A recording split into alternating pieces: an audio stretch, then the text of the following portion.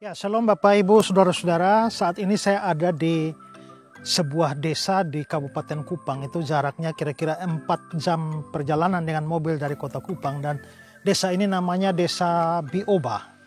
Dan Bapak Ibu, selama beberapa tahun ini saya bersama dengan GKIN Revival Kupang maupun juga Yayasan Karya Bakti Esrasoro menaruh perhatian untuk pelayanan di desa ini. Dan di sini kami membangun sebuah sekolah ya untuk anak-anak SD, sekolah berasrama, dan juga mau membangun sebuah gedung tempat ibadah untuk orang-orang Kristen di tempat ini. Dan saudara, kalau saudara melihat di belakang ini adalah gedung sekolah yang kami sudah selesai membangun dengan 6 ruangan dan masih dipergunakan untuk murid-murid dari kelas 1 sampai kelas 4, sementara 2 ruangannya dipakai untuk menjadi asrama buat anak-anak. Jadi di sekolah berasrama untuk anak-anak yang dilayani oleh Bapak dan Ibu Daniel yang sangat berpengalaman di dalam pelayanan berasrama. Nah, anak-anak yang menjadi murid-murid di dalam sekolah ini datang dari desa-desa sekitarnya, dan kami berharap bahwa ke depan itu ada menjadi pusat pendidikan Kristen di tempat ini. Sementara itu juga saudara, kami mau berencana membangun satu gedung kebaktian karena jemaat di sini belum mempunyai tempat kebaktian. Kalau saudara lihat, ini sudah ada tiang-tiang yang berdiri, dan kalau saudara lihat tenda biru di sana, itu kami masih beribadah atau masih berbakti setiap hari Minggu di bawah tenda ini, dan menjadi problem besar kalau hujan turun ya. Nah, karena itu kami sudah berencana untuk membangun gedung ini. Mulai minggu ini kita sudah membangun dengan tiang-tiang ini, dan setelah itu tahap berikut akan atap supaya jemaat bisa beribadah di tempat ini ya. Nah, ini kami dari Kupang bersama-sama dengan jemaat di tempat ini, dan pembangunan segera kami percepat karena dalam cuaca hujan semacam ini kasihan kalau jemaat berbakti lalu harus kehujanan. Nah, karena itulah saudara-saudara, saya Pendeta Esrasoro, saya meminta dukungan saudara-saudara semua, dukungan doa, dan kalau Tuhan menggerakkan saudara untuk ambil bagian di dalam pembangunan gedung kebaktian ini, saudara bisa menyalurkan dana bantuan saudara untuk pelayanan atau pembangunan gereja gedung kebaktian di Desa Bioba ini. Di layar saudara ini ada nomor rekening dari Yayasan Karya Bakti Esrasoro. Silakan saudara berdonasi di sana dan memberikan catatan untuk pembangunan gedung ibadah di Desa Bioba, Kabupaten Kupang ya.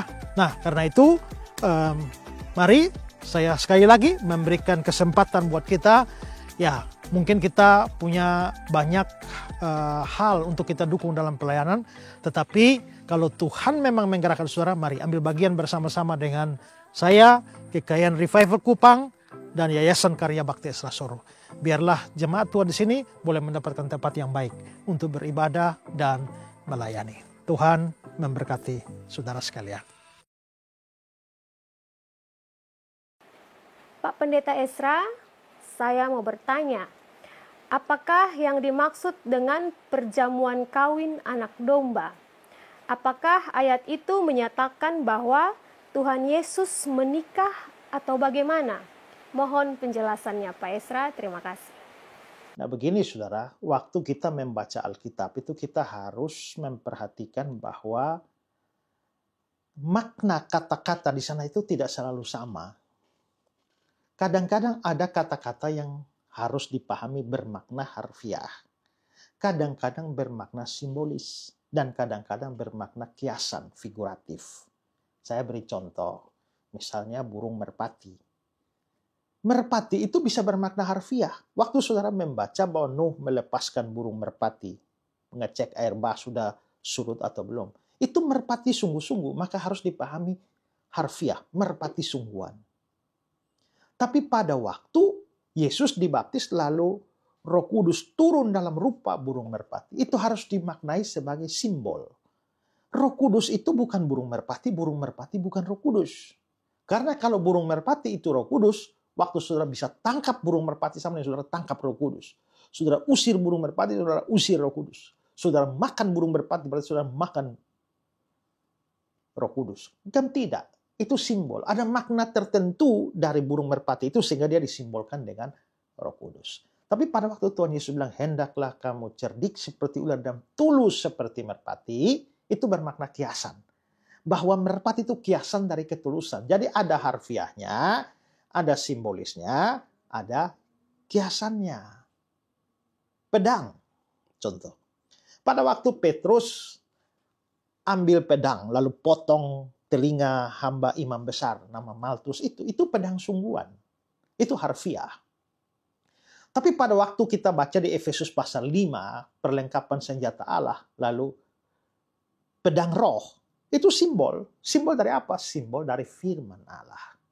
Tapi waktu kita baca dalam Roma 13, tidak percuma pemerintah menyandang pedang. Itu bukan berarti pemerintah kemana-mana bawa pedang. Bukan. Pedang di sana bermakna kiasan. Kiasan dari apa? Dari hak untuk menghukum. Zaman dulu orang hukuman matinya dengan pedang.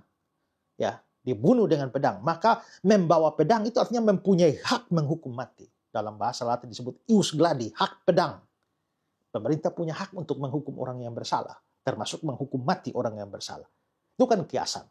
Jadi ada yang harfiah, ada yang simbolis, ada yang kiasan. Nah, terutama kalau saudara belajar atau membaca kitab Wahyu, itu kitab Wahyu itu kitab yang penuh dengan simbol dan kiasan. Maka berhati-hati untuk tidak memahaminya secara harfiah.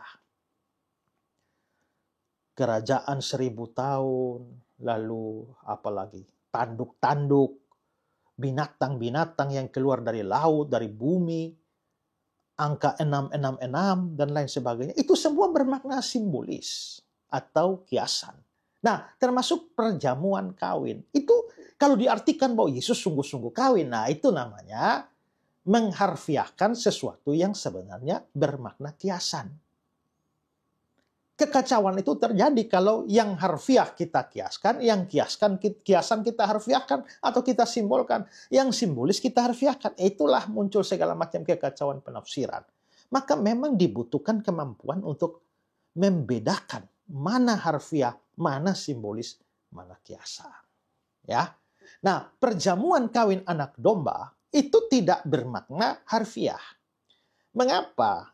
Atau maknanya apa? Begini, di dalam perjanjian lama, itu umat Allah dengan Allah, itu digambarkan mempunyai hubungan yang begitu intim, begitu karib, Israel dalam hal ini. Sehingga Allah itu dilihat sebagai suami. Yahweh itu suami, Israel istri. Suami istri sini tidak harfiah, tapi menggambarkan kedekatan hubungan, seperti hubungan suami istri. Itulah sebabnya, kalau sampai Israel pergi menyembah berhala, itu dianggap sebagai sebuah perzinahan secara rohani. Ya. Nah, konsep tentang hubungan Yahweh di perjanjian lama dengan Israel sebagai suami istri, itu dilanjutkan di dalam perjanjian baru. Di mana menggambarkan Kristus dan jemaatnya. Di mana Kristus adalah mempelai laki-lakinya, sementara gereja atau umat Tuhan yang percaya kepada dia itu sebagai mempelai perempuannya.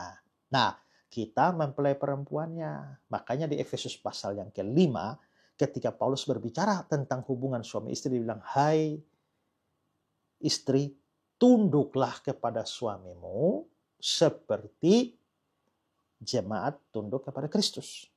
Hai suami, kasihilah istrimu sama seperti Kristus mengasihi jemaat. Berarti hubungan antara suami istri itu gambaran dari hubungan antara Kristus dan jemaat. Hubungan Kristus dan jemaat itu dilihat secara kiasan sebagai hubungan suami istri. Tapi karena sekarang Tuhan Yesus belum datang, berarti mempelai kita itu masih di sana. Ya, kita mempelai perempuan itu ada di bumi. Dengan kata lain, kita sekarang sedang menanti-nantikan kedatangan mempelai laki-laki. Saat Tuhan Yesus datang, artinya mempelai laki-lakinya sudah datang. Nah, maka kita semua akan bertemu dengan dia dan bersukacita dalam sukacita abadi. Sukacita abadi itulah yang dikiaskan dengan gambaran pesta kawin anak domba Allah. Anak domba itu adalah gelar dari Yesus. Ya, jadi itu bukan bermakna harfiah dan hanya orang bodoh yang menjadikan bagian itu sebagai dasar untuk membenarkan omongan bodoh mereka bahwa Tuhan Yesus memang pernah kawin di bumi ini. Ya.